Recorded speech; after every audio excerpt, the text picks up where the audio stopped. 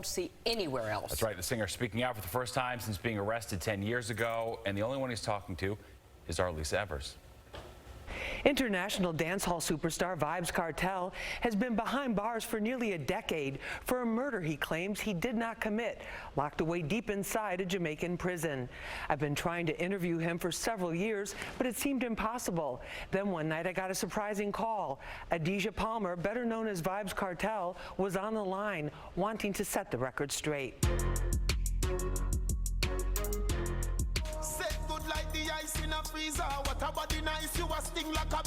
Vybz Kartel is many things, an incredibly prolific artist in the dancehall reggae genre who's managed to dominate the music scene despite being locked down. He's a charismatic entertainer whose nickname World Boss hints at the respect he's given on the streets. He's a champion of the poor and a convicted murderer whose claim from day one he was framed. His talent, drive, intelligence, and wicked wit have never been in question. Now the only question is whether his last legal appeal to the highest court in the UK will determine he was convicted based on falsified phone evidence. A lot is on the line. He could be a free man by 2022 or an inmate for 30 or more years. It's enough to send anyone into depression, but not Vybz Kartel. I hope you're hearing me. Yes, yes. As you look around the cell that you're in right now, can you describe for us what that looks like? It's dark. It's hot.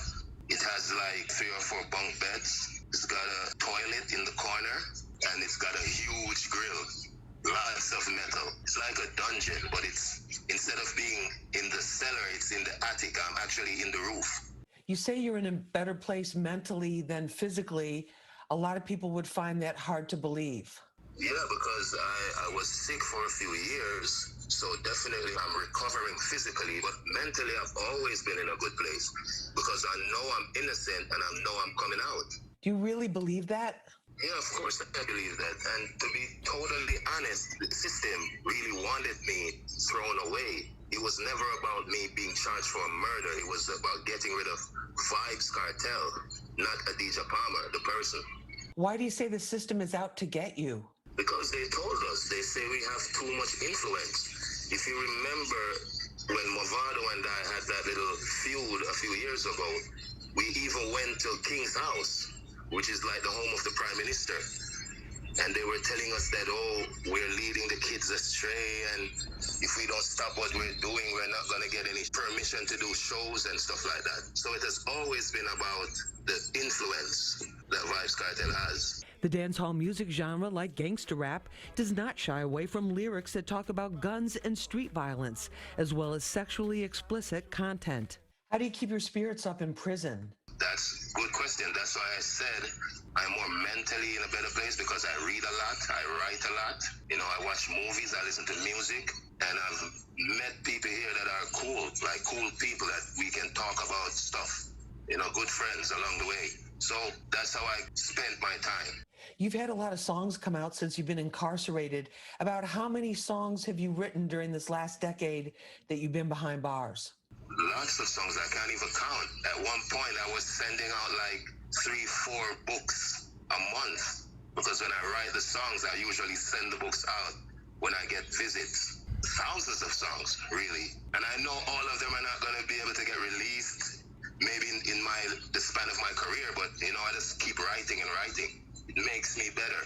Are you concerned that the conditions there are going to impact your health? I'm basically just thinking about going home now because everything is drawing to a close, so I'm not really worried about my health as much. I'm doing much better, you know, so it's all good.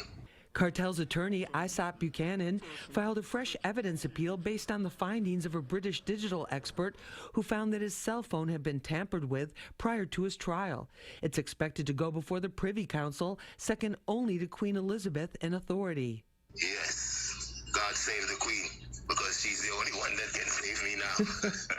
Despite the twists and turns in his legal saga, Kartel refuses to give up. Coming up tomorrow night, part 2 of my exclusive jailhouse interview. Kartel gets candid, not holding back about how he really feels. It's a side of him you've never seen before. Looking forward to that. Other news.